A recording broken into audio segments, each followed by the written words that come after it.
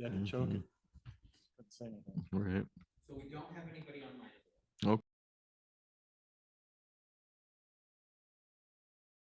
Also,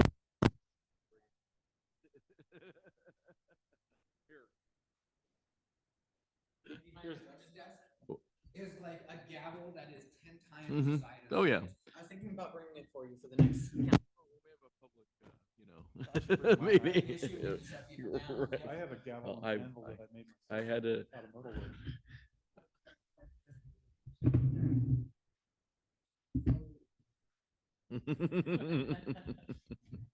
All right.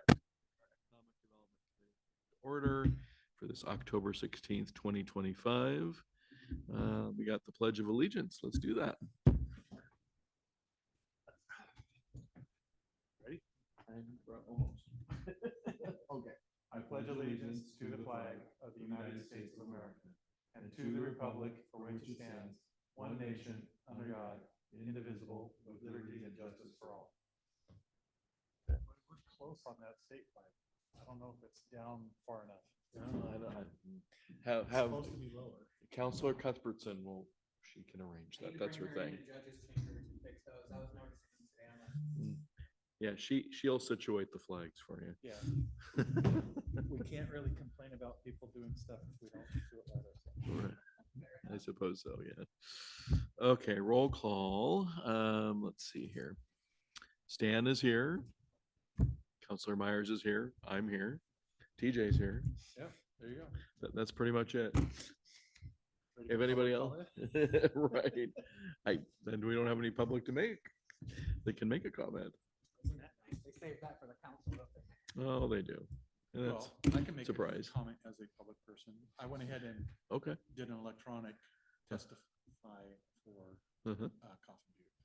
Oh, you did. Okay. Yeah. All right. I made sure they know that I was testifying as a citizen of Monroe and not for the council because Mhm. Right. I feel that should come from Dan. Yeah. So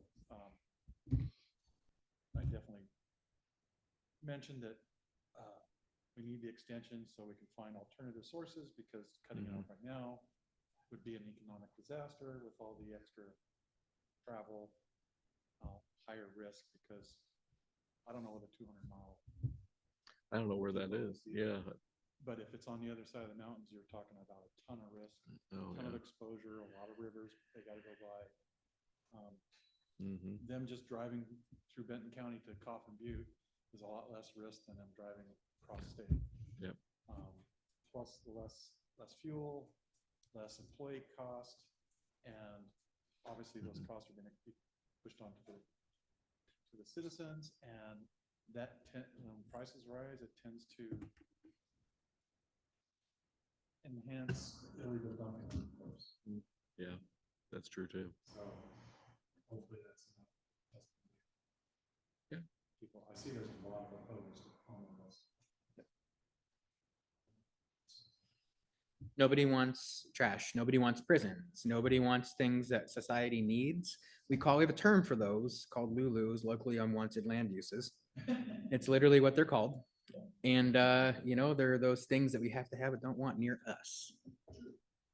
Yeah, they go down to prison up there. That's right. They did. Yep. Yeah. Okay. Well, that was our public comment. Yep, that's it. Kept it on free. Yeah. Yeah, Good right. job. I'm proud of you. Committee overview. So the first section here we have is Would have been better. summary of Monroe's economic development context, recent business activity, planning efforts, grants, partnerships, etc. So a revisit of where we were before. And of course, it's been a while since we've had an economic development committee meeting. So I thought we'd take the opportunity to just throw things out there. In particular, these would be things that you care a lot about and remember from where we had left off. I do. As we discussed before the meeting, I have the agenda from the last one Excellent. that we had, which was August of last year, believe it or not. Okay. August of last year? Yeah. Is that the heated one? I believe it was, yes. It was Yeah. So on this agenda, I do have introductions and I have an icebreaker on here. We can do the introductions if we care to or not. I think we all know each other at this point, but have that. We'll skip the icebreaker. The next thing I had on here was at the time we were working on the BAM was working on the 2025 Monroe Business Directory and Map brochure. So, and I think BAM completed that and those got handed out. So I saw Monroe EA, which links to BAM. Those are two completely different websites, but they talk to each other. There's no people listed on either one of them. I know you're on BAM. Yes. The Monroe EA, I have no idea what that is, but I happened to see that it's still plugging our October 4th event where everybody had a great time with like hay rides and stuff. Okay. So that's the events and activities Got it. piece of it. So. And I know that they put together a directory on there. Is that, but I didn't see it on BAM. I was checking all that out today. Maybe I missed it. It would be good for you to the ENA, actually events and activities. Yeah, I saw that. And the way that website is developed, it is spider. Everything falls under ENA.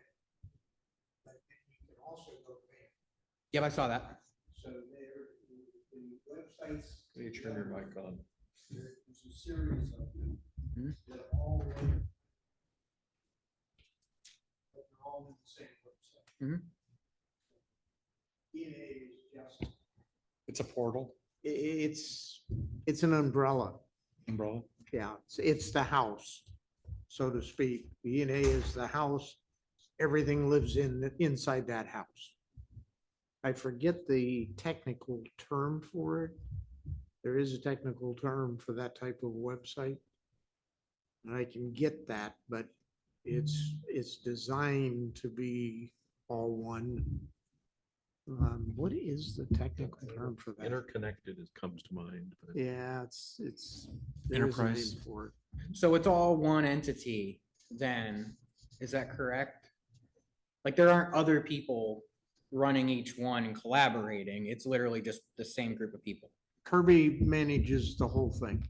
So whether it's festival or barbecue or truck pull or BAM, Light parade, whatever. light parade, all of it, he's been the one who created it and has been the webmaster for it. So that's our common denominator. Yeah. Got it. So Yeah. it's on that site, but it's the same as having it on BAM. So when you say BAM created it, that is the thing that BAM. So I saw that list there. It's really good. Yeah.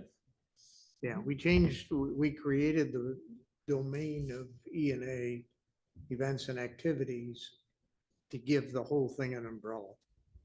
I was looking at it, trying to put on my like citizen hat, Yep. trying to understand it.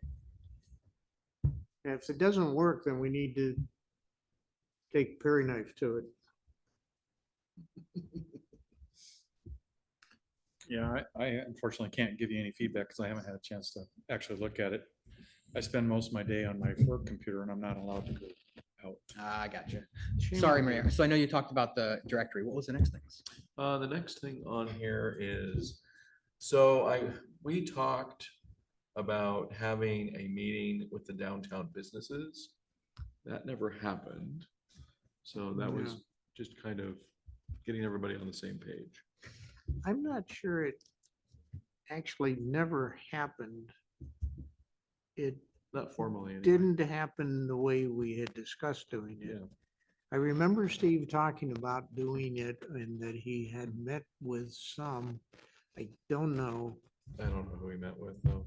And then, was it Chris? Yeah, Chris Rivera. Yeah, now he did meet with folks. Yeah, Chris, I think met with just about everybody. So, Yeah. Was Chris a member of this committee? so he was our last rare participant. Oh, okay, got it. So, yeah, and we have all kinds of information on the shared drive from Chris. So, yeah. Yeah, Let's see. unfortunately, it fell into the same Yeah. tradition that many others have, where a lot of work was done. It needs to get summarized and then an action plan to where to go. instead of start it over again. Absolutely. That makes sense. Yeah.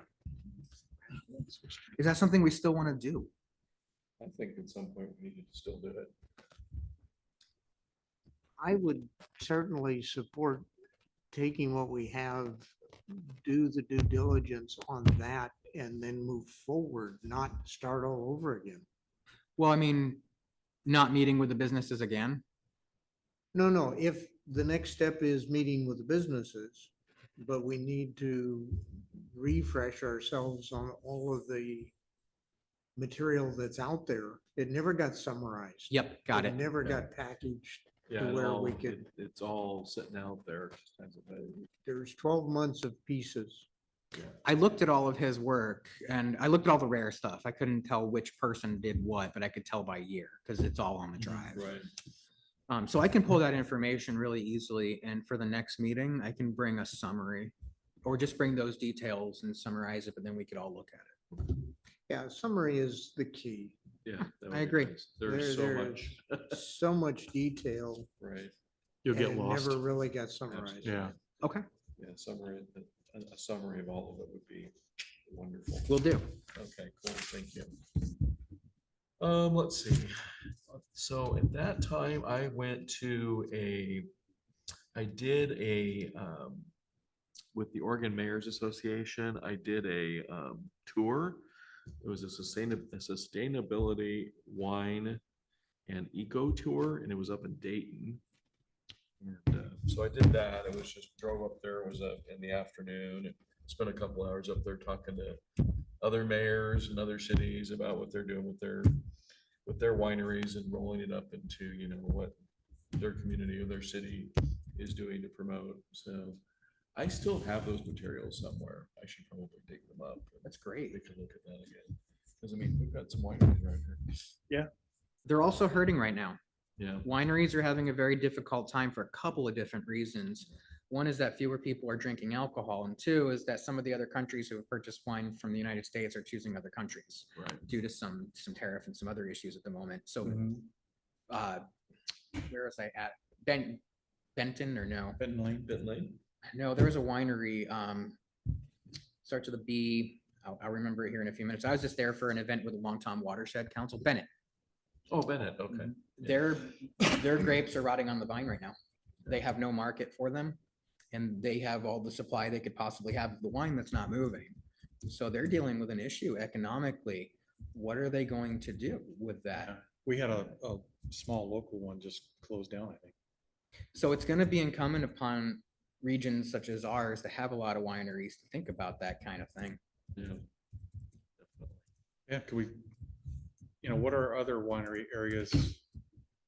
What are they doing? I mean, if you look at the Roseburg area, they've been heavily in the wine for the last 20 years. And I can't imagine them not seeing the same kind of issues, although on a different scale. Yeah, I wonder if we could reach out and find out if there's anything we can see what other people are doing. absolutely. I think that's a great idea. Back in 2022, I entered into a competition. They do tech competitions. I'm part of a tech group down in downtown Eugene. And it was Technology Association of Oregon running an agricultural, basically an agricultural innovation competition. We pulled together a bunch of folks. Our team actually won this, but what we were doing is we were thinking about what other things could wineries do, could vineyards do? Because they get run to a point where they have to rip out all their grapes at one point in time. So every certain number of years, they have to do that. But then other times, even if it's not that point yet, they can rip it out and plant something else and hopefully become economically viable. But is their identity still the same? So it was this back and forth. I could tap into, I know Tao talked to all the wineries, and they were, a lot of them, the big ones anyway, were present at that. They might have a contact list Yeah. that we'd be able to leverage. I could reach out to them and see if they did anything with that. Well, I know there's a lot of wineries on 99, and especially if you get north of Salem. Oh, Yeah. definitely. Yeah. So yeah, I don't know if there's any kind of coalition between them all, but because that's your competition. But then again, it's also, sharing ideas and stuff like that. Well, if they are all hurting right now, Yeah. I could talk tonight. I think joining together, banding together, Mhm. in helping out would not be such. a some problem. kind of cooperation between each other to work it out. Yeah. But yeah, I think of all the alcohols, wine's probably one of the healthier ones, if I could use that term. Oh, my doctor's like, yeah, drink a glass of red wine. Yeah.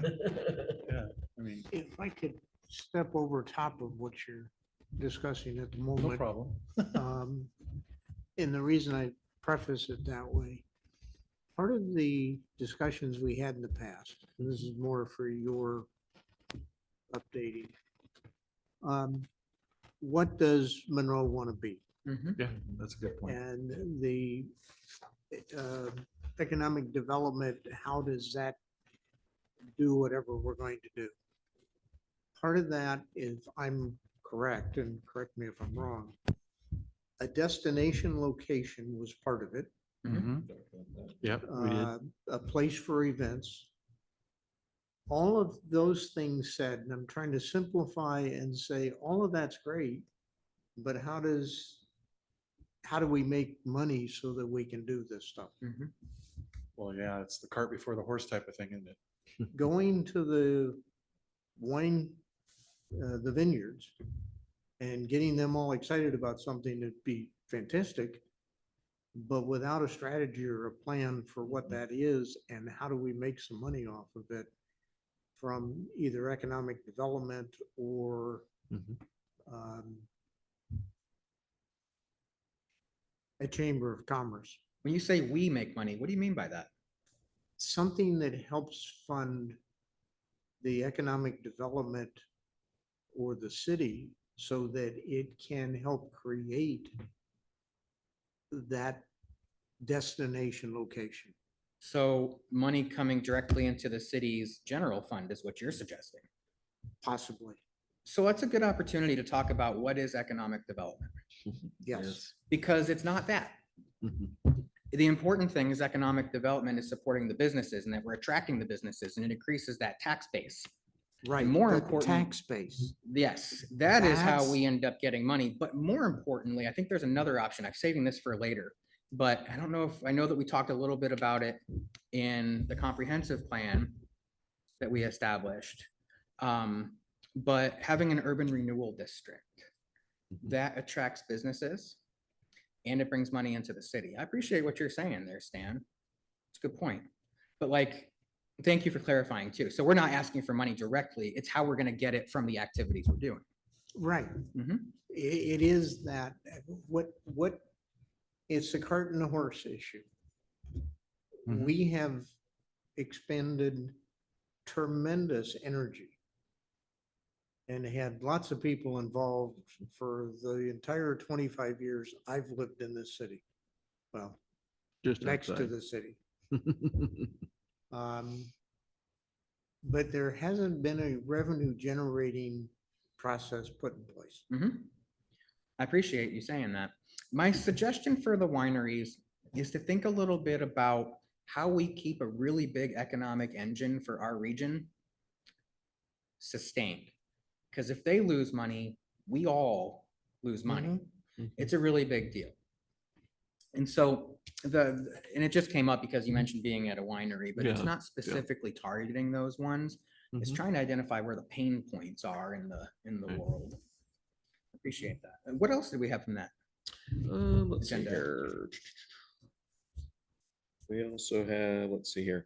Well, we had some business. We had at one point, and I don't know, you might want to double check on this. Hmm. We had a grant with Benton County Economic Development. Okay.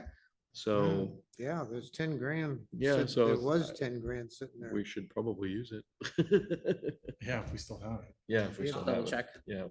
So there was that. Wouldn't be the first time we've lost grants because of Mhm. inactivity. Yeah, there's 10 grand as I recall, and there was a person who was interested in Mhm. providing services under that grant.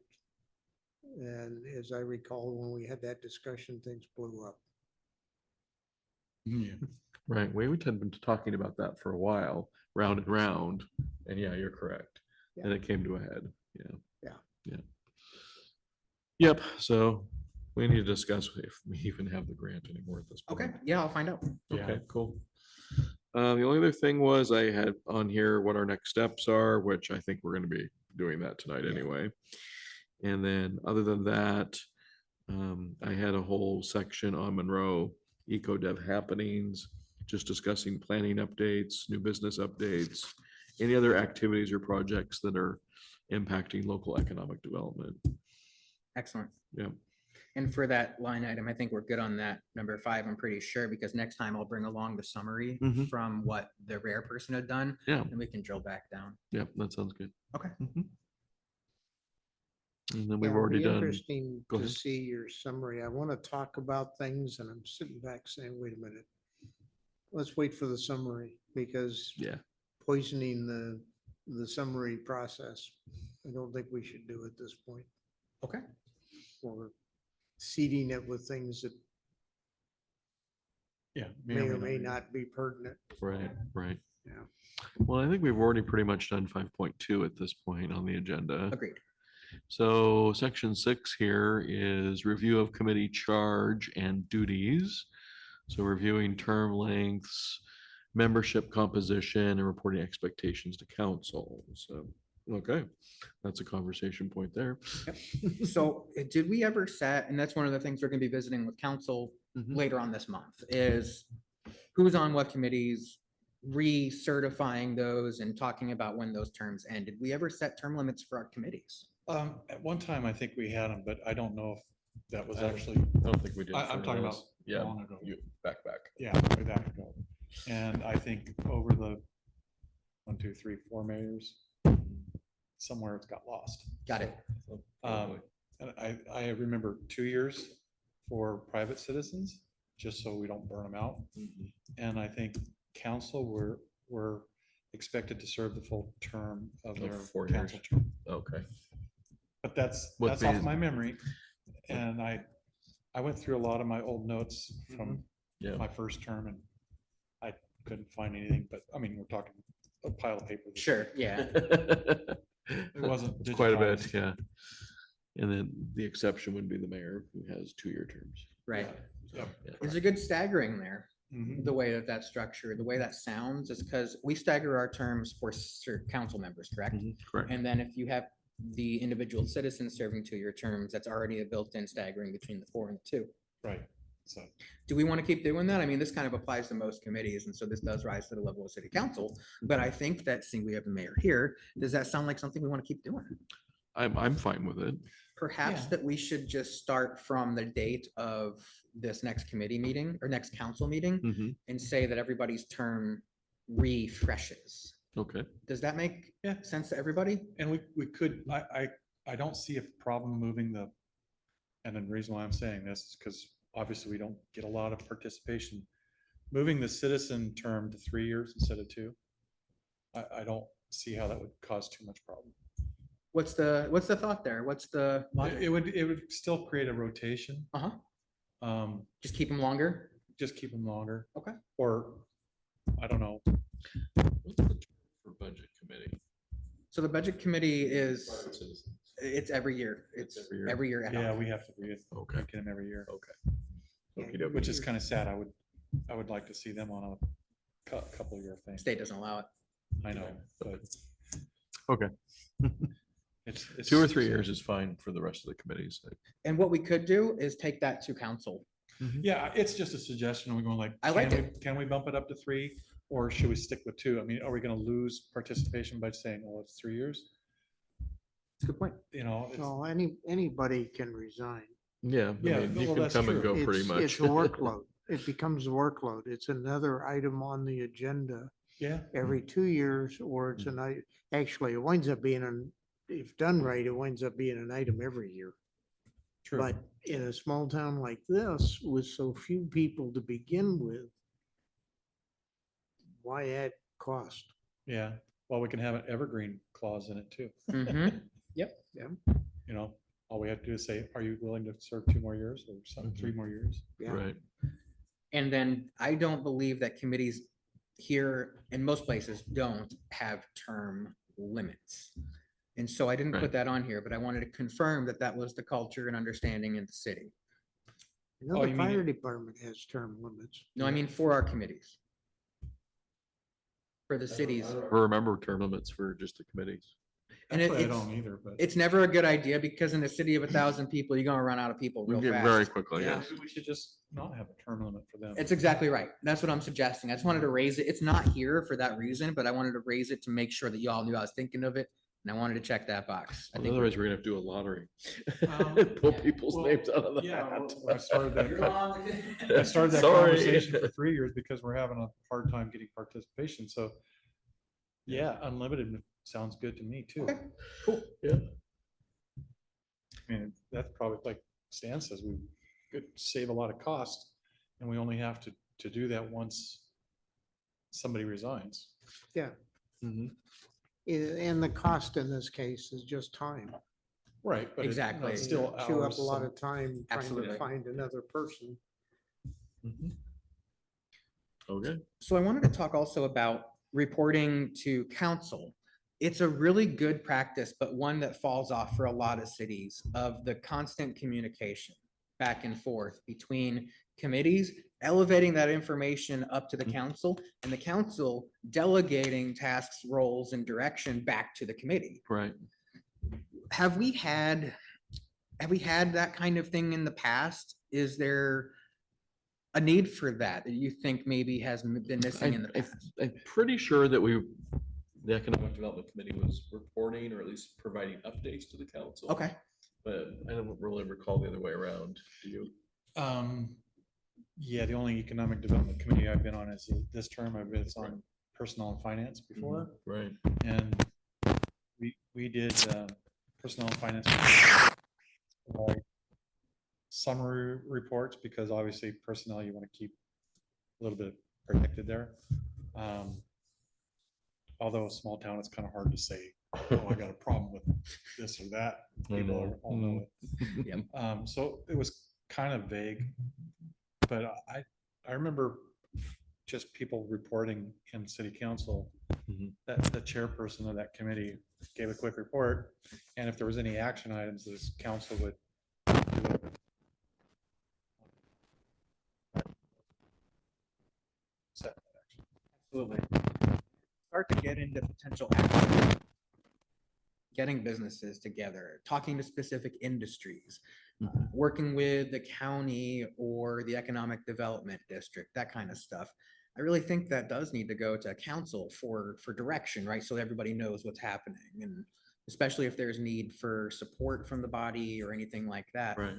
It may be Well, helpful yeah. to just provide that when necessary, maybe not regularly, but We're only supposed to be an advisory anyway, right? yes. Mhm. So that makes sense. Yeah, the worst part, the worst potential issue is the economic development group is saying one thing and council is saying, yeah, we heard about that, but we have no intent. Mhm. It destroys credibility. So without that credibility, which is communication, Yeah, we've had they some, don't necessarily need to approve things.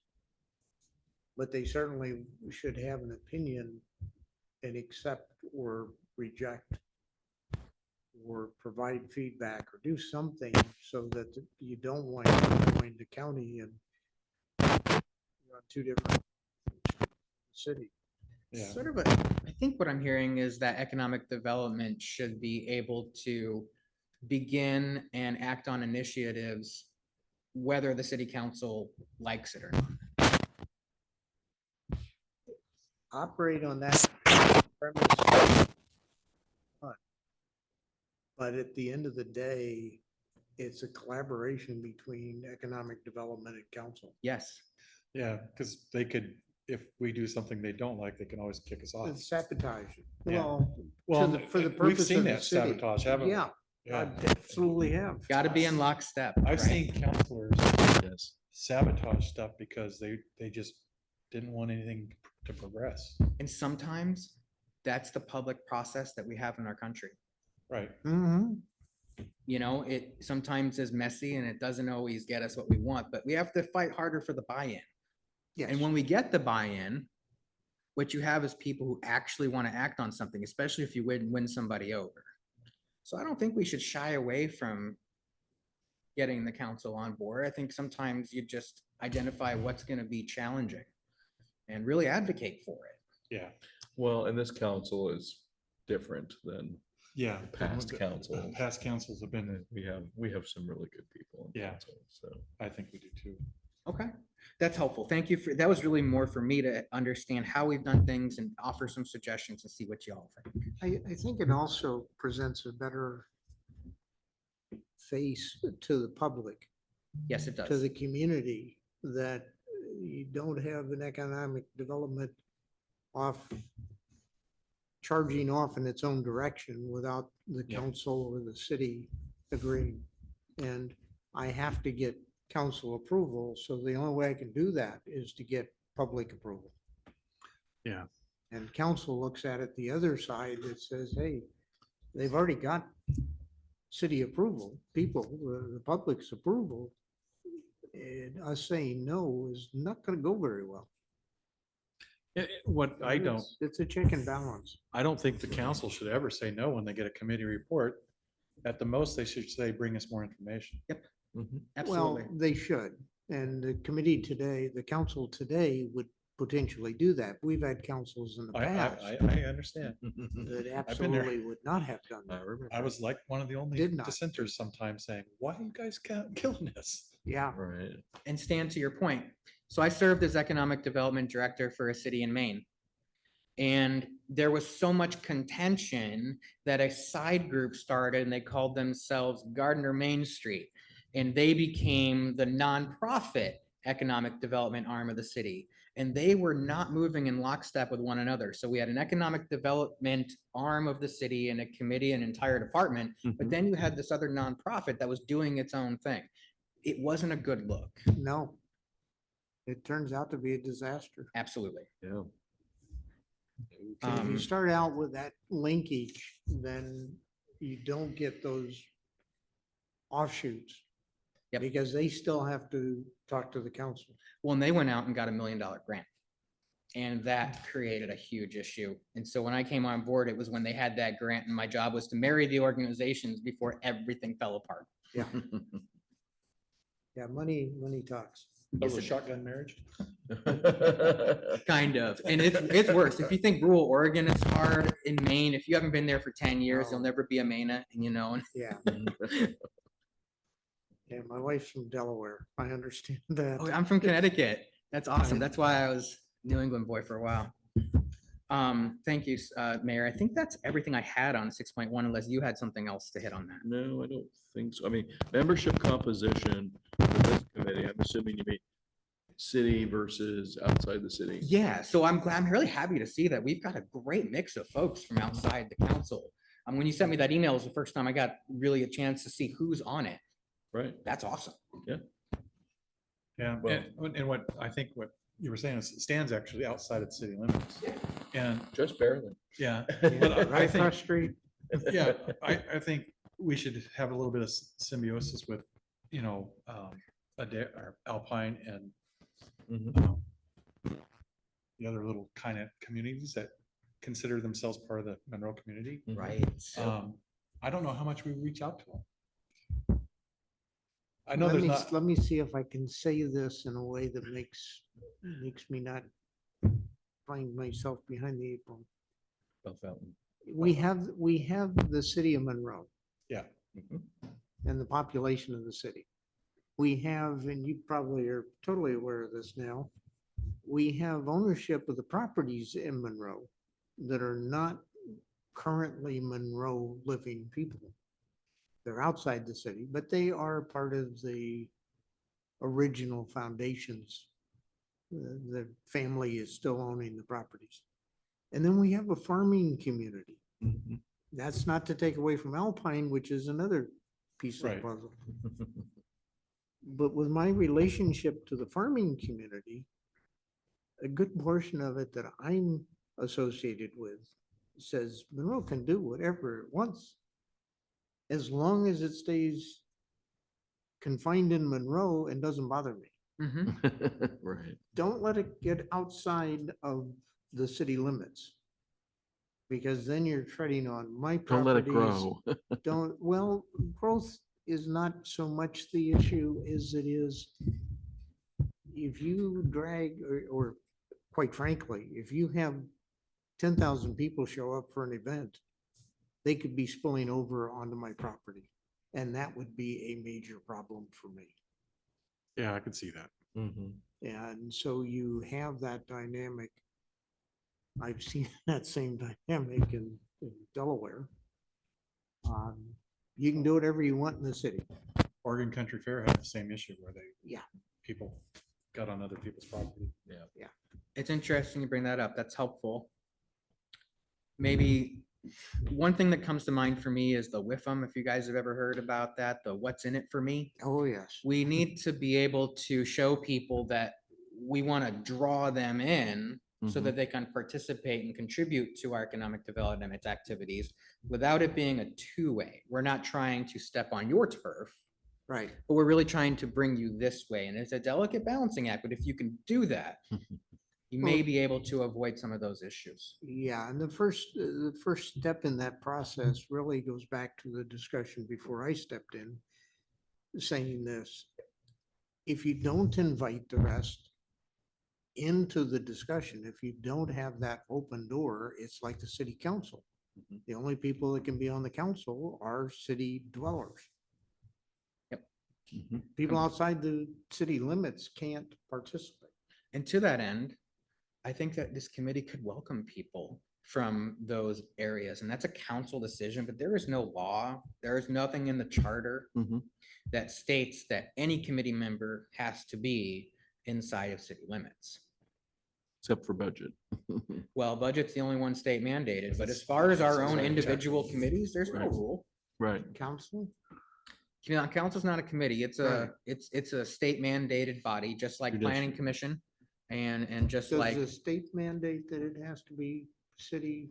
for the city council, Yeah. Is the- yes, it I was gonna does. say it's that or the charter or The both. charter and the state require it. So the charter typically mirrors what the state says, but you have to be an elector, which means you have to be eligible to vote, which Yeah. means you have to live in the city. Yeah. Mhm.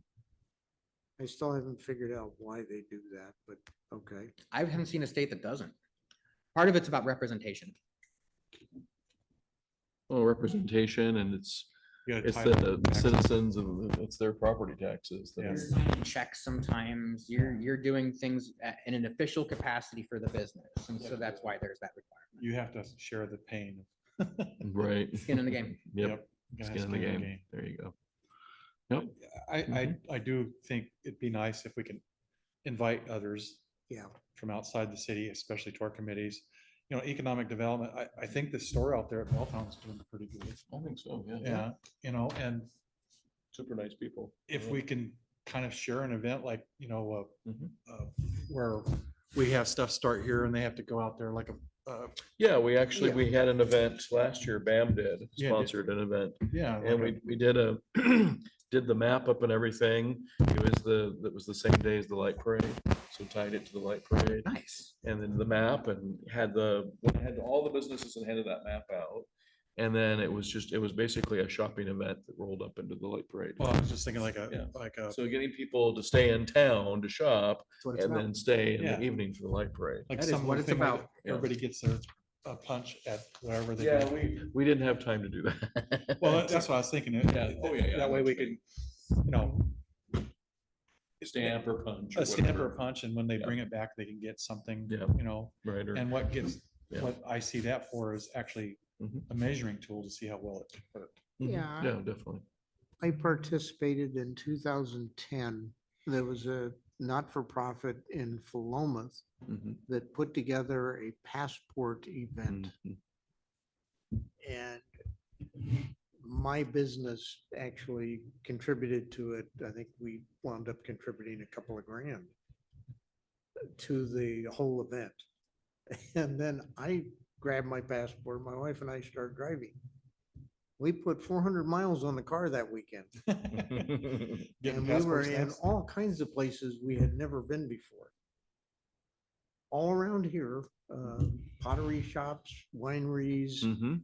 glass blowers. I mean, and they're all tucked away somewhere in the Mhm. hills. That's Yeah. cool. you guys know about the stars that restaurants can get, Mhm. right? What are those called? Do you remember? Stars. No. Who names them? It's called the Michelin Oh, star. Michelin Do you know stars. why? Oh, okay. It's the same reason that the Guinness Book of World Records is by Guinness, the beer company. Mm. Because Michelin is a tire company. Right. Mhm. And Rubber how company. could they encourage people to drive more? Well, they started giving stars to restaurants that people Right. could get in their car and drive to a destination. That makes It sense. was all an economic development effort, just like playing fun bar games was an opportunity for Guinness to get people to drink their beer, Right. right? So what you're Yeah. saying is exactly that kind of thing. Yeah. That's fun. Yeah, absolutely. Fun fact. Fun fact, yeah. Yeah. With regard to like, and I am skipping a little bit here to the next section. The mission statement and key Mhm. responsibilities.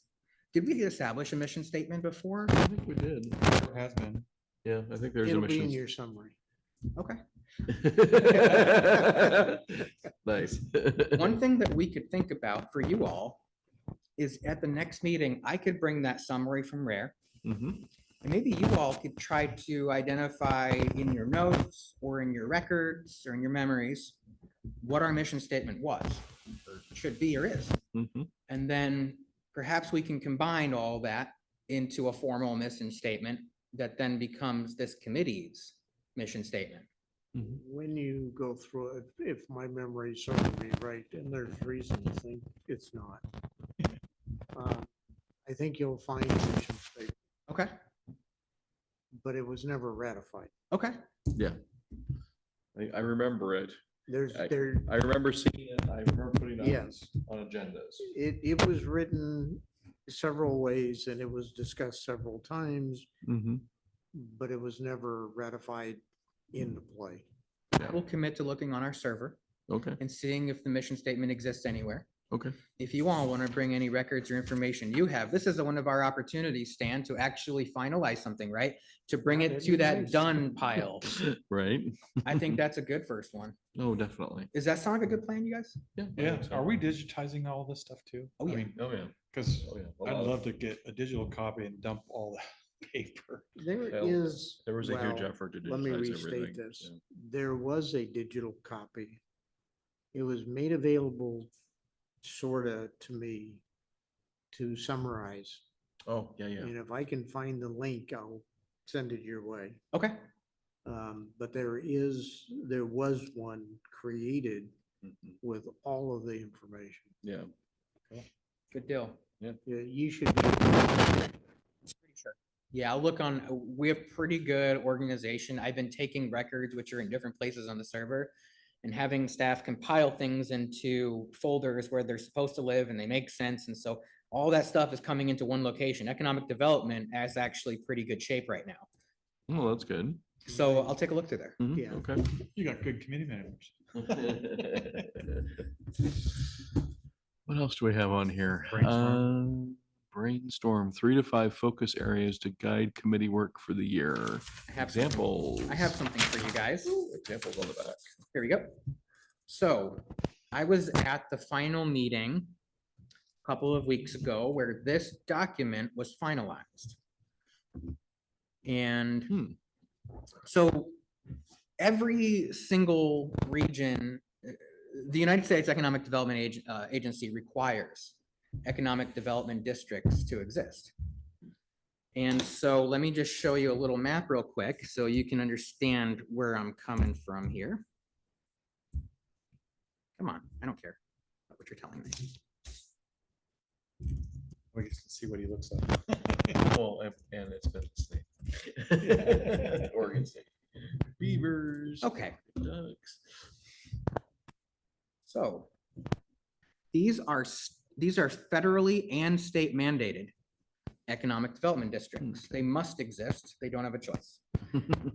And we have some other organizations like our COG, our Council of Governments, has the same exact boundary. So this purple is our economic development district.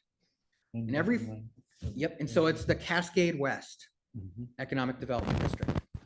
Every 5 years, every economic development district around the country is required to complete a SEDS, or a comprehensive economic development strategy. And it's a regional plan that identifies what are the big up and coming industries within our region. What are the pain point industries? Wineries are on there. What are the opportunities we haven't taken advantage of yet? And what are the real threats or weaknesses? So it's kind of a SWOT analysis. Yeah. And what it does is it says where they're going to give money. Mhm. If grants are going out, and this entity, our economic development district, is the pass-through entity for significant federal dollars. For that to make its way to a city or a nonprofit operating near the city, you have to make a case for why the thing you're asking money for connects to one of their priorities Okay. in the SEDS. Okay. So as we think about our 3 to 5 focus areas, I want to give you all this resource to then go home, look at over this next month, and when we return, think about what 3 to 5 focus areas are critical to the city, but also hit on what our region is trying to accomplish. This tells us a lot of things: where the money is, where our partners and allies are, and how much traction something we want to do is going to get. So I want to provide for you just the first couple of pages. It's the first 10 pages. It's a 150 pages. This is really the executive summary.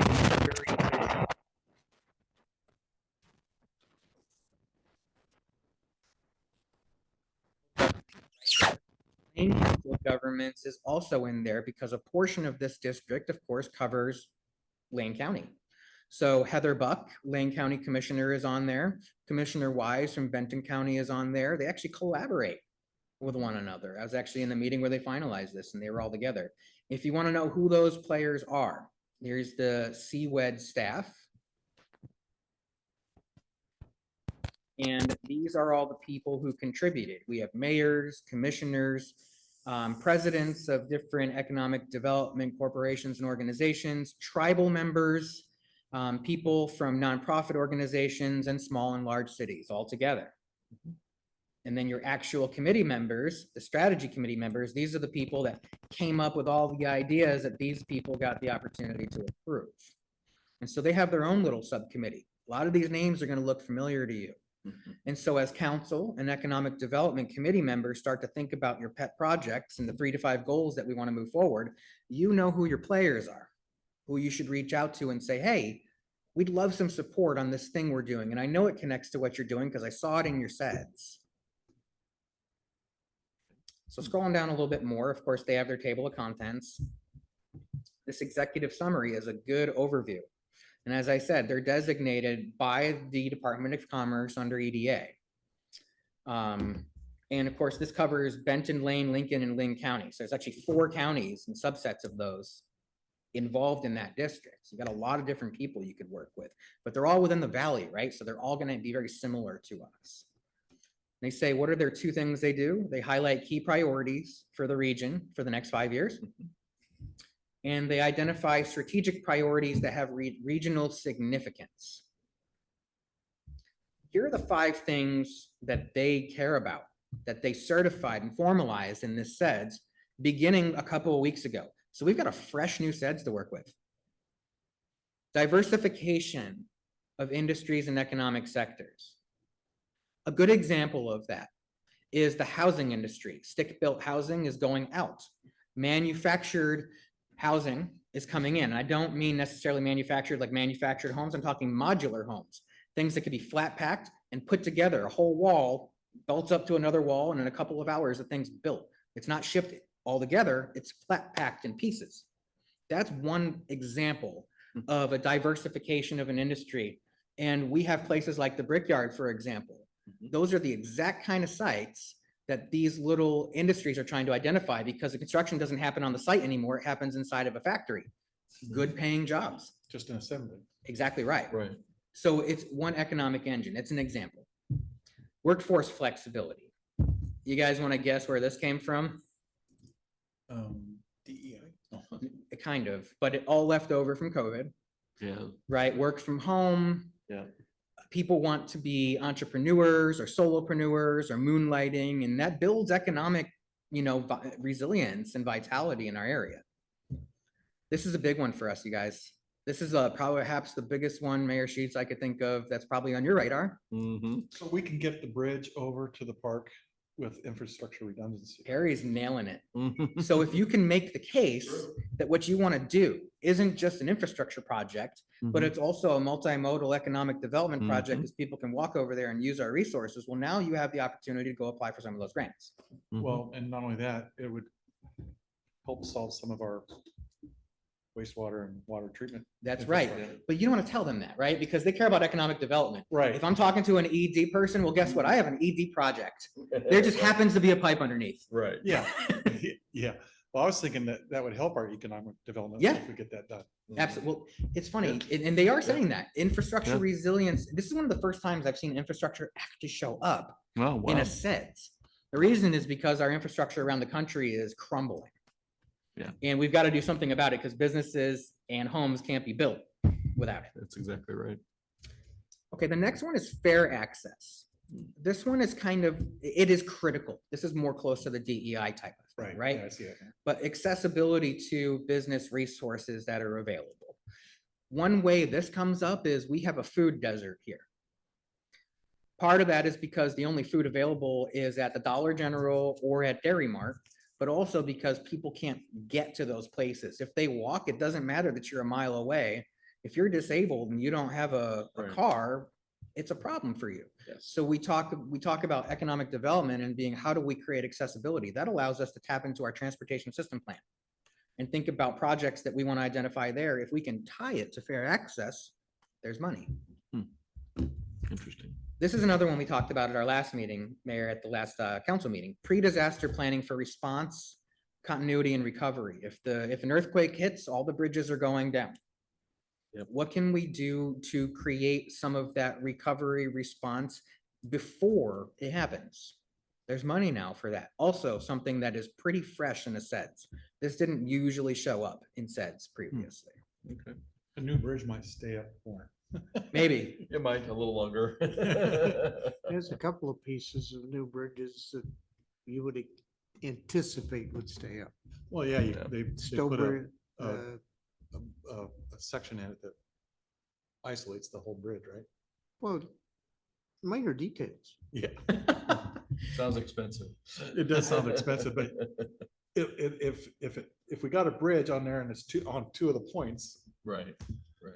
I'm looking at trying to get all. My days in the 82nd Engineering Battalion, where we can put a bridge in any day. Right. And it only takes a few hours. Yeah. Mhm. All you need is the equipment and the people. Right. So I want to point this out for you because they give it a nice little text box. What is economic resilience, right? It's the ability to recover quickly from a shock, an economic shock or a disaster, the ability to withstand one, and the ability to avoid a shock altogether. Some of the industries are talking about having pain points. Why don't you think about that a little bit? How can we help them? Even in our tiny little town, is there something that might help us too? A little bit of our district profile. I thought this was really interesting. So here's our employment within our economic development district. So it's a pretty wide area, 4 counties. 17% of employees are in healthcare, 17 in government, 12 in retail, 10 in food and lodging, 10 in manufacturing, and 10 in business services. And the remainder are in other industries. When I was on the coast, there were 2 industries, tourism and retail. That's it. Service industries. We have a little bit more of a diverse set of industries in our area that we can tap into. And then they talk a little bit about the county by county information, just for you to know this exists and hone in particular on Benton County. The median household income being 76,000. We're actually doing a little bit better than 2 of our other counterparts here. The only one, actually, we're doing better than all of them. That's exactly right. That says something. Although look how small we are. Yeah. That's exactly right. What do you think's going on there? I don't know the answer, but I have my own suspicions. What do you all think's going on there with that income being higher than the other areas? Well, originally 30, 40 years ago, the income in Corvallis was higher because of Hewlett Packard. I was just about to say HP, yeah. Yep, but they're not there anymore. No, but you've got there's a lot of government people there working on stuff. Yeah, they lease all that out to different outfits now. Yeah, Part of it's the university, I think. Yeah. it's a higher tech place. It is, and because the Oregon State University is where they produce engineers, Mhm. those are typically very high-paying jobs. Yes. And a lot of those engineers work in the agricultural industry or the natural resource industries, which are also very centralized in Benton County. We have a significant amount of agricultural land and resources. I don't know if that's true, but that's something for us to know more about. As an economic development committee, I'd encourage you to be curious about that. What's going on there? Lynn County and Lane County, part of the reason they're a little bit lower is they had traditional forest products industry before it got crashed. I see. That could be. So Absolutely. you're gonna have a bit lower income. You've also got a lot of entrepreneurs in the OSU world. Yeah, yeah. What is it? NVIDIA? Yep. He's from OSU. Yeah, and oh, yeah. you've got medical device right. entrepreneurs in Corvallis area. Mhm. You've got some startups in the medical world that are doing some great things. Oh, And, robotics. They got the robotics coming robotics. up there in Corvallis. Yeah. Absolutely. So we have an opportunity to tap into some of that stuff. Yeah. Nuclear engineering's up there. They Yep. have a Yeah, reactor. that's true too. So y'all have heard of SWOT analysis. They do a nice job of SWOT analysis, the strengths, weaknesses, opportunities, and threats for our region. You know, obviously they're talking about infrastructure, connectivity, north and south.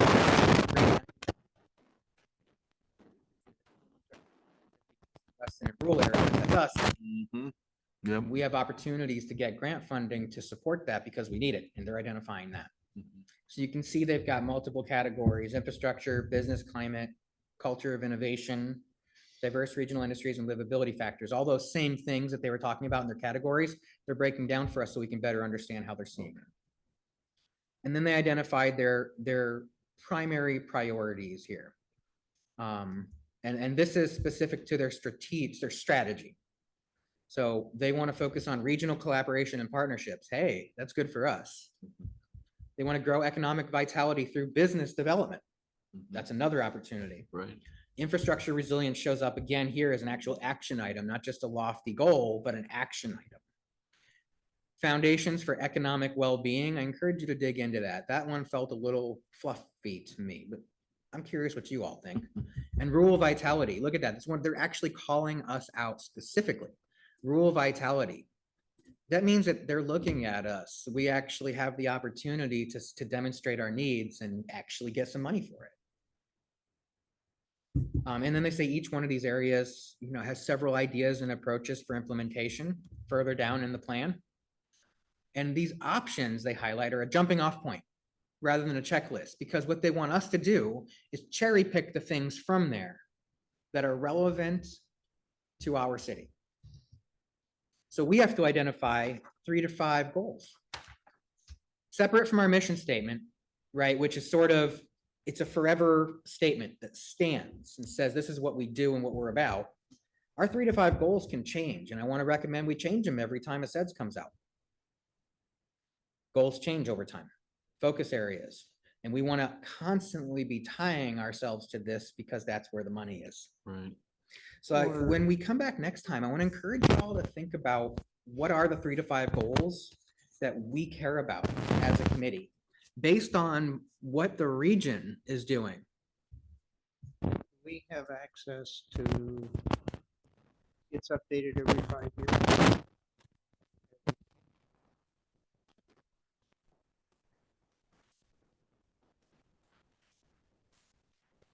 On their website.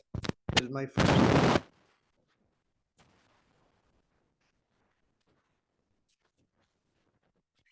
Or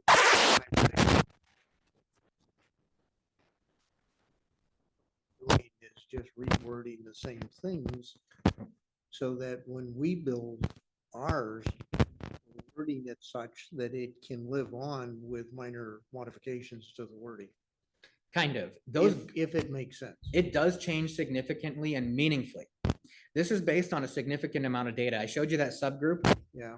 before the decision makers. They crunch a ton of economic development data from the state, from the federal government, from businesses in the region, through surveys. And so when they make these changes, the federal government requires them to go through those steps. You can't just make it up. And so these changes are based on macroeconomic shifts that take a long time to happen. That's why it's every 5 years and not every year. Because every 5 years, you're going to see things change. The housing industry is way different right now than it was 5 years ago. Right? There's a lot of things that change in that amount of time. And so it may be that their priorities don't shift in 5 year period. I haven't seen that before.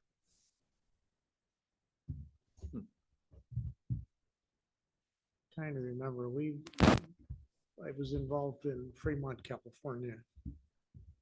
And that's Silicon Valley, so change is constant. Move fast and break things, right? Move fast and break things. The reality of this, though, down there, the strategy was a 20-year strategy. It tuned, it improved, but it really didn't diverge and go off in a corner for the primary parts of it. Some things fell off. I'm not sure their economic development strategy was a 20-year strategy. It likely was their comprehensive plan. No, the ED group looked at it based on 20 years. We put the 5 year in solid. But we did 5 years. It's kind of like computers. When we designed those, have today, here's how we can make it work. Here are 30 things we can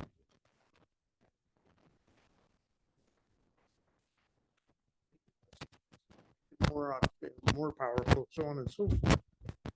But from an engineering design point of view, we started with we're going to do the next 10 models and steps in life.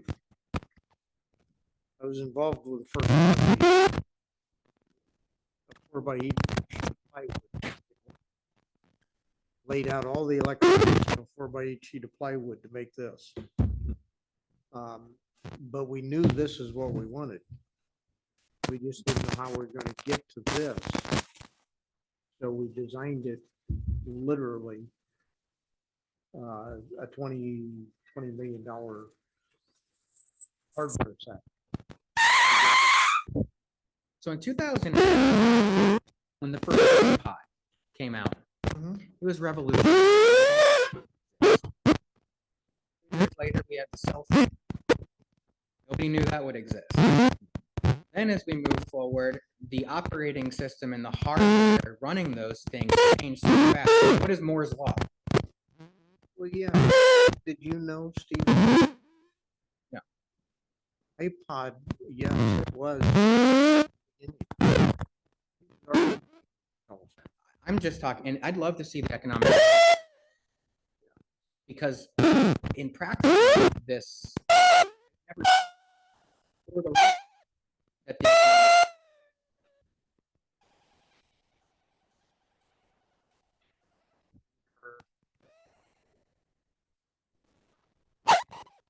20-year mission.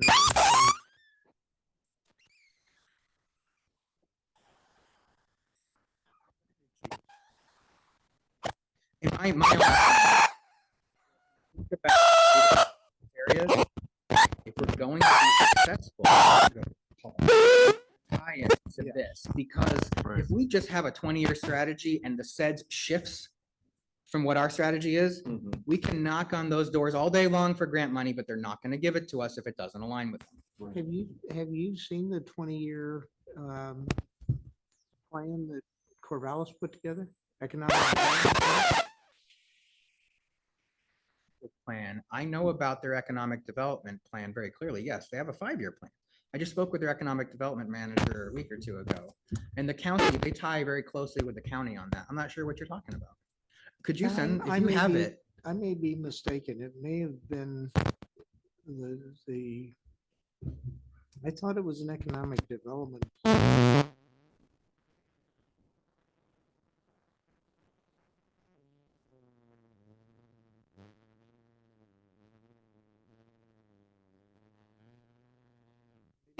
met for, I don't remember how many times. We met for a couple of years anyway. wow. There's one state mandated thing that has to be every 20-year outlook, and that's our comprehensive plan. That tells us about economic development too, because industrial land, housing, commercial, how much of it do we need for 20 years? And by the way, this is by the planning commission. When we start to think about what land should be rezoned for different purposes, a hard and fast rule that we try to go by in the economic development industry is about 30% of your land in purpose, so that when you expand infrastructure and it's not fully born by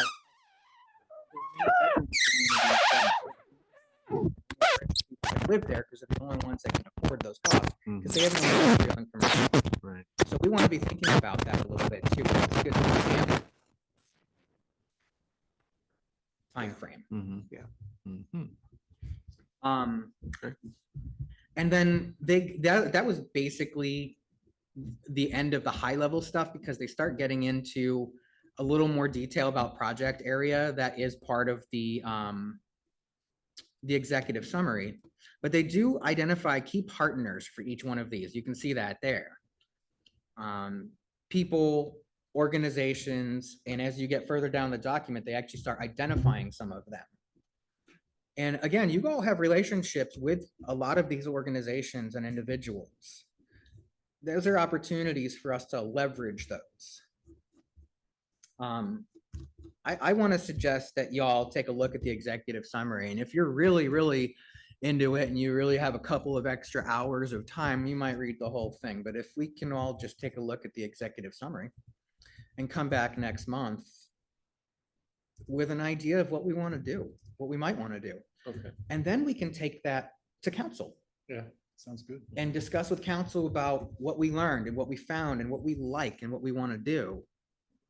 And get their nod for these 3 to 5 goals, and then start to really get them involved as well, not on the committee, but as counselors, right? How can you all counselors be advocating for these economic efforts that we're trying to pursue? Right. Okay. So that's everything I had on that 7.1. And I know I threw out some examples. And some of those were like downtown revitalization, right? Monroe's economic identity and branding. And my apologies for flipping on the short edge. Yeah. My previous document was a landscape and I didn't move it back. Gotcha. Small business outreach and business satisfaction, potentially a survey. You might want to do that. And these are just, things I'm just throwing out there. Infrastructure needs. We saw that in the SEDS. Coordinating with Benton County, the COG, Cascade West Economic Development District, and others on grants and regional strategies. It might be a good idea for this committee on occasion to invite some of those entities to talk about what they're doing, because people love to talk about what they're doing. Of course. And if you give them an audience, they'll remember you. True. That's everything that I have on this. Let me shut up and hear what you all think.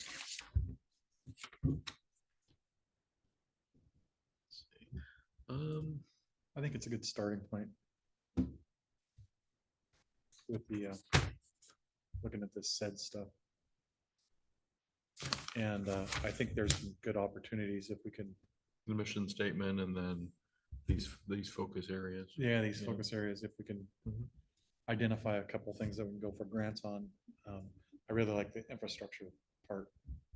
And I know a pedestrian bridge, might be not as fancy as something else, but Doesn't have to be fancy, it just has to work. Yes, indeed. yeah. But I mean, don't we also have to, before we did that kind of a project, don't we also have to have some land access issues with some people, some land swaps? Potentially, yes. So I mean, there's a little bit more involved, but Of course. This starts going back to the influential few in the community Mm-hmm. of Needstrom's, obviously who's the other one that comes to mind? Croson. Croson to a point, yes. I'm still thinking of the Christmas trees. What's his name? Oh, the holiday farms? So Stroda. You were talking about Christmas Junction. I'm like, what? Yeah, it was Stroda. Is Stroda. Stroda. I think That's what I Stroda's was were the ones on I was that. trying to remember. Stroda's are another one. Mhm. There are a number of influential folks who literally have property here in the city. And depending on what they are doing, want to do, or potentially they have already started doing, and we don't know about it yet. The bridge makes a big positive. It could also be a big negative. Yeah, And getting those folks, and these, basically, it's the business people that have activities in the city limits that are affected by all of these things. So I know Amy was really wrapped around the fish ladder for a while. I don't know where she's at today with it, Good question. Yeah. but that's over where the bridge would be, if I'm not mistaken. yeah, it's really close. So that's basically their backyard. Mhm. And we know they want a hotel. Yep, They've got property for it. that's right. Yeah, weren't they talking about trying to do it along the riverfront there, kind of? Yeah, they would And love, what I would try to propose to them is like, if we had that bridge and it's a nice bridge, like if you see some of the ones in Eugene going over the Willamette, if we had something like that, that's close to their facility they want to put in. Wouldn't it be a draw for that hotel or whatever it is? Yes. Could totally be. that is the point with all of this. You know, I personally, having a construction background, I would take both sides of the river, somehow gain access to it and turn it into a walkway. Yeah, As far as I'm concerned, you can put it all the way down to my property.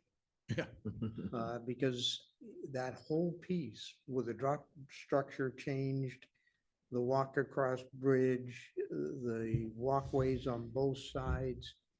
If the Corps of Engineers would let us revamp that entire piece, it'd be like Harrisburg. well, yeah, Not as big, but yeah, if you look at Corvallis, if down on Third Street or First Street, Mhm. where, and it was probably 40 years ago that they did that, but they put that walkway right. all along the edge at the high water mark. And I remember some people were screaming and hollering about it, but it eventually brought foot traffic to those businesses. Right. Yeah, actually, Exactly. doesn't the city still own the property on the other side of You mean us? 99? Oh, where the haunted house is and all Yeah, the that? haunted house Yeah, the property. city still owns that, I mean, it could expand all the way across, include that, clean up that green swamp yeah. and turn that property into a very financially viable piece of property to sell to an entrepreneur that wants a hotel.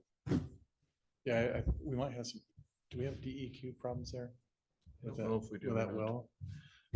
Haunted house site. Yeah, I think there's Yeah, arsenic and house, stuff yeah. like that. So there's arsenic in the water. And so that site wouldn't be able to use that groundwater. But that site absolutely could tap into infrastructure and Sure. have access to water that way, especially if it ever became annexed into the city at any point in time. Or it could also be used as a public space, depending on what we want to do with it in the future. I'll mention, and Mayor Sheets, you're well aware of this, and so are you, Harry. We're looking at, I think I brought this to council, yeah. Yeah. We're looking at city-owned properties. Yep. And the planning commission is putting on their planning commission land use hats right now and thinking about those properties in terms of what might we want to reserve for the future from a planning perspective. And I will be bringing that information to this committee Mhm. for feedback before a final recommendation goes to city council. Mhm. So land use perspective, economic development input, Right. city council decision. Mhm. Yeah. Right. Because the only problem with the park is it's a lower elevation than here. Yeah, so it will flood. It can flood, yes. Yeah, Although with the dam out, I think we'd have less flooding maybe. The dam is going to lower our floodplain levels just a little bit. That's going to be significantly beneficial for people who are currently getting hit with some costs from insurance and might get some relief from that. That is one piece that's nice. And that drop structure also, we're gonna be working on water intake. My full intention, tap into that drop structure project as much as we can, put the prettiest little bow on it so that we can get other projects out of it. Well, we've been talking about destinations, and if you look at Corvallis, that they'd had their riverfront walk built over there. And it makes a destination, at least a running path, you know, it brings people in. Yeah, I don't see anything stopping. Well, below, south of the haunted house, all the way up, quite frankly, to my property, which would be Riding Avenue above the Brickyard. That whole thing could be laid out as a riverfront walkway on both sides. It'd have to be from something like this, right? That's exactly Well, right. Wait a minute, this is part of it, Yeah, but has anybody talked to Todd Eastrom to say, here's 10 acres instead of the 2 or 3 he has across the street? right. Business owners, in my experience, want to see a fully baked plan. Oh, yes. They want to see land use understanding. They want to see what you're going to do with it long term. They want to see that there's regional support behind it. In my opinion, is go through the SEDS process, tie it to some partners that are willing to back it up. Mhm. And then you go to the business owners and they're not feeling like, okay, so you're just asking me for money again and you've got nobody else on board. And that's how business owners tend to feel. I think we're hearing that. I'm hearing that's been not a problem, but an issue that we've identified is that we regularly go to business owners for money and support and. Yeah, I was trying to buy Wilbur Ellis properties. All the stuff that's over there. Yep. With the intent to do a retail village. Cool. That was the goal that I had, what, 2007? No, 2015 Yeah, or 16. It's the time. it wasn't frame. that far long ago, but No. yeah. I wish you And- got it. Yeah, I mean, Same here. it is the right thing for a destination location. And retail stores, there's one up in Issaquah, Washington. That was kind of the vision that I could see because it's got redwood walkways between the various mall there. I think there were about 1,500, 2,000 two-story log cabin style retail stores. Cool. The inventory all went upstairs. If you go look at them, you can walk through them real quick. In the middle of the village, they have a restaurant. And it was somebody did an excellent job of setting it out. And that place, particularly during the holidays, Yeah, Oh, yeah. I mean, this goes back some years because Issaquah's blossomed and grown like mad, but it was packed. You Yeah. might get your chance again yeah. because that site will be partitioned. I received an application. And half of it's going to be doing one thing and half of it's potentially available. in Are the they future. splitting it on Depot then? I'll need to look at the application. I just got it. I haven't. Well, looked you at the got details. basically 2 buildings. And the Mhm. north building is the old original fertilizer plant that has all the different stalls that would work out for a retail place. You know, once you got it Actually, clean. they don't. Huh? They don't. There's still too much chemical in Oh, is there. there too much chemical? There's Fertilizer, still right. too Which much is chemical. How we got the library, which I mentioned that and they said, oh yeah, we got it all. Right. And anyway, that, where the library was is a newer building, but I think they had chemical storage in that too. Yeah, They- well, Well, truck it stop. was the truck stop, the junkyard for trucks. That building had closed containers. Yeah, Everything in there that was chemical. it wasn't the, It wasn't the granular raw stuff. material, the raw Mhm, chemicals. right. but at one time there was raw materials there, back in the eighties and early nineties. So that site, I'll let you know right now, that site is an identified brownfield. And the state is aware that it is a brownfield. And what I mean by that is a site with potential or real contamination. Yeah, So anybody who purchases it is going to become a responsible party. Which I was with the city of Eugene, I was on the committee that gave the waterfront property where eWeb is Mhm. to Williams and Dame. They did the waterfront up in South Portland, and we gave it to them for $1. And the Yeah. reason we did that is because they had 6 digits worth Oh, of cleanup for the cleanup. tar sludge that got left behind from that coal fire Mhm. plant. Yeah, And they didn't know it was there. yeah, They found out later on. And unfortunately, they became the responsible party who has to clean it up. yeah. So that's an opportunity for us, though, to leverage another grant. We could talk about this another time, but the Economic Development District received $1 million from EPA Mhm. to assess sites and find out exactly how much of what is in the ground. Mhm. And at the end of that process, you get basically a breakdown of what you have to do to clean it up to commercial, retail, or residential. That's the greatest amount of cleanup that you would have to do. Right, Yeah, and I think Huh. the gas station over there had the same issue. That's right. it did. Yeah. It went through the same process. Brickyard will also be a brownfield site. They will Yeah. also need an assessment. At least it wasn't as bad as United Chrome up in Corvallis. are you aware that the, the Brickyard has a goal 5 piece in it? There's a section of the Brickyard that is identified by the state as goal 5, under goal 5. Really. Yep, So there are wetlands on the site. that too. Well, that's what goal 5 gets at. No. Goal 5 is if I'm not mistaken, I may be, but I believe the goal 5 is the clay raw material, What are you talking, what goals are you talking about? the state goals. Which ones? The 19 Yeah, goals. of yeah, the no, so, state. so 5 ties directly into floodplain management. What is the clay? There's no, what goal are you talking about that ties into clay? Into the clay Goal stuff? 5, when I was studying it, when I was wanting to buy that property as well, there's one piece of it. I can visually see it. I know where it's at. Huh.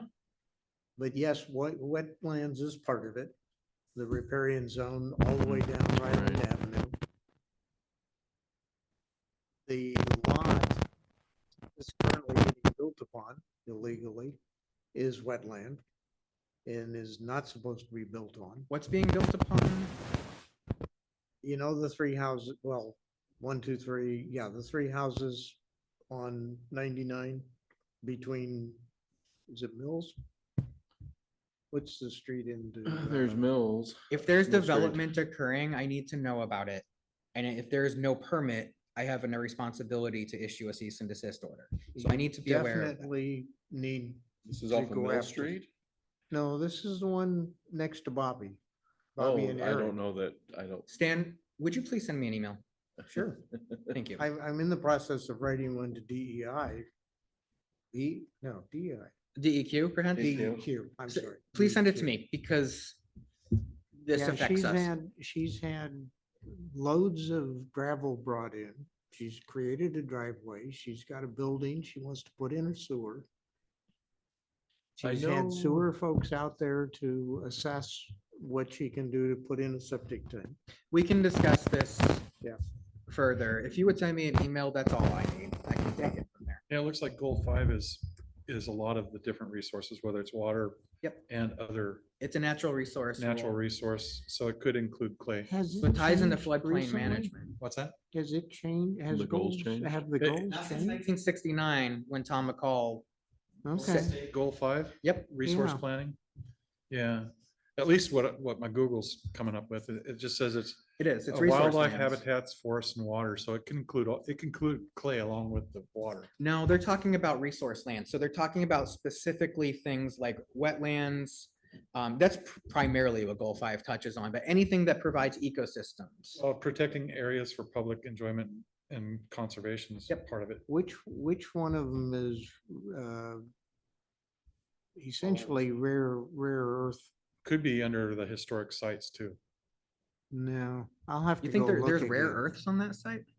The clay was defined as being in one of the goals. Mm. And that pit is all clay. That's why it's 10 feet below ground level, because it. they've been digging clay out of it for. That's what all these buildings are made of.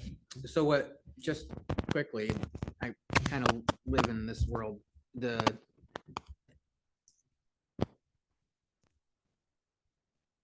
There's a gender equality goal 5 too. oh, what that one is. So we have, this is what the planning commission focuses on.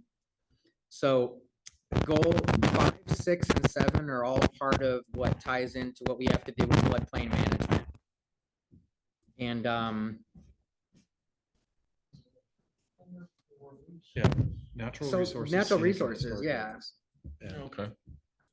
so, I mean, potentially, maybe, I think, but they're talking about wood, like logging typically, agricultural, so goals 3 and 4 both tie into goal 5. It's interesting because no goal is independent. All of them have a Venn diagram. If you were to Venn diagram all of these, they'd be quite overlapping. I think when I looked it up, when we were investigating the purchase of that property, why defined somewhere that clay was under gold. Cool.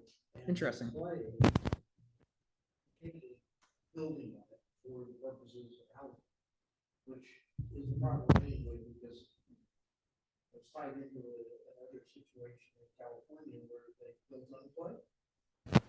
In 2 years, the houses, the condos, all start sinking.